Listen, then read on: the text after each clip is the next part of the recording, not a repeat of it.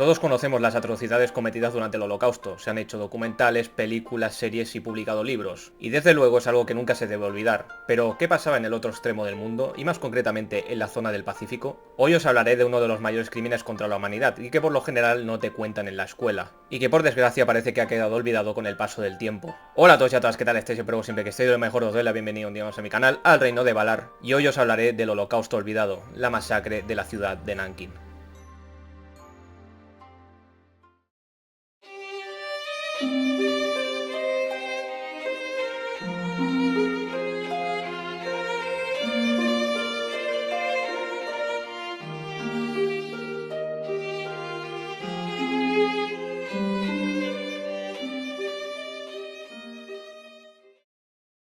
Las órdenes fueron claras: matad a todos los prisioneros. Con esta simple frase, el 13 de diciembre de 1937, el ejército imperial japonés masacró la ciudad china de Nankín. Ese ataque sucedió en el marco de la larga contienda que se estaba llevando a cabo en Asia, y que finalizó el 9 de septiembre de 1945, que se conoce como Segunda Guerra Sino-Japonesa, la cual se inició 2 años antes de la Segunda Guerra Mundial.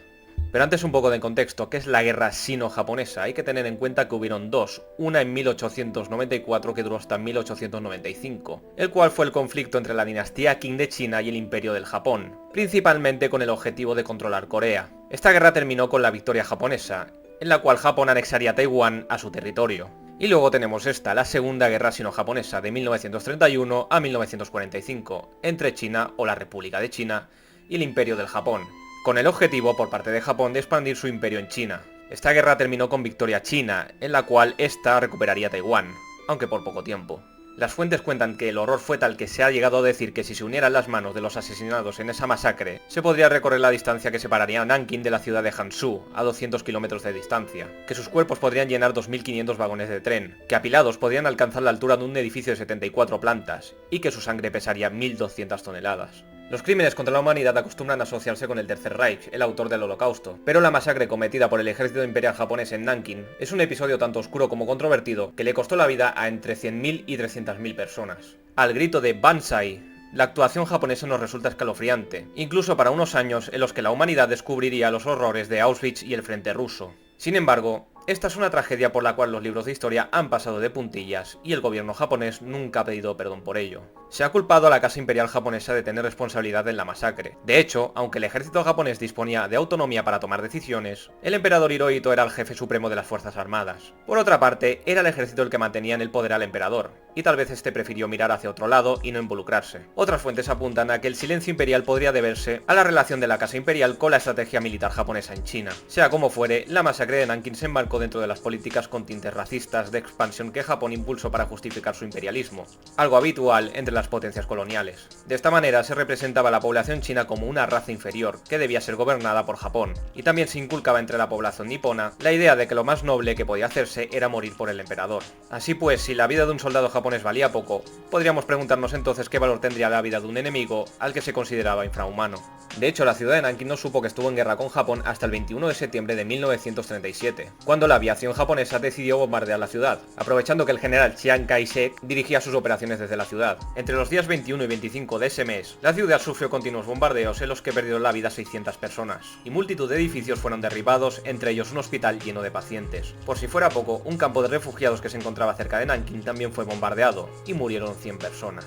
El asedio de Nankín empezó el 7 de diciembre de 1937, cuando 240.000 soldados japoneses del 10º ejército del general Heisuke Yanagawa y del cuerpo expedicionario de Shanghái del general Isao Tani se enfrentaron al ejército chino, que solo contaba con 80.000 efectivos. Ambos militares se hallaban bajo el mando del príncipe Yasuhiko Asaka, tío abuelo del emperador Hirohito, y que sustituía al general Iwane Matsui, el cual había dejado claro que se debían respetar las vidas de los civiles, una orden que desgraciadamente no se cumplió. El ejército japonés propuso una tregua de 24 horas en las que se ofrecía a los militares chinos lo que los nipones consideraban un trato aceptable y justo, entre comillas, a cambio de su rendición.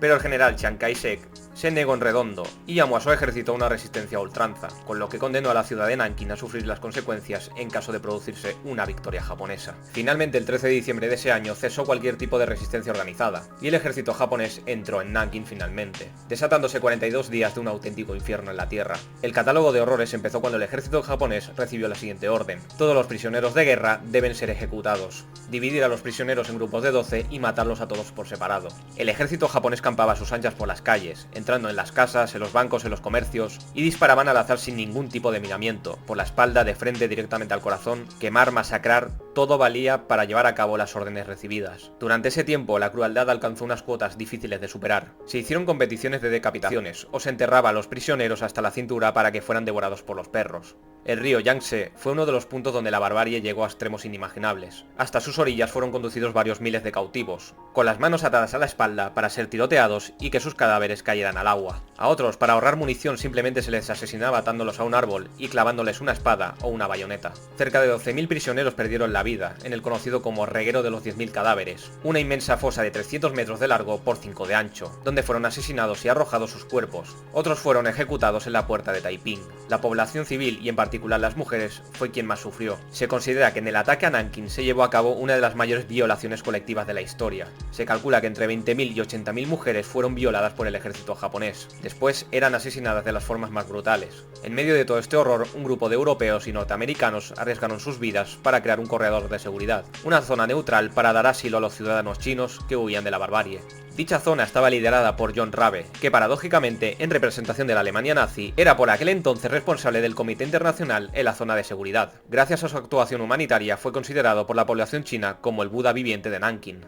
Al amanecer del 17 de diciembre de 1937, llegó a Nankín el general Iwane Matsui para relevar del mando al príncipe Yasuhiko Asaka y poner orden ante esa desastrosa situación que la prensa ya empezaba a calificar como un escándalo internacional. Cuando Matsui entró en la ciudad y descubrió lo que había sucedido, sintió tal espanto y horror que no tuvo reparo en denunciar a 300 de los oficiales que habían participado en las matanzas. Abrió una causa judicial, pero esta jamás se llevó a término porque sus superiores le trasladaron de inmediato a otro destino, en un intento de tapar los crímenes, siguiendo las directrices del Estado Mayor en Tokio.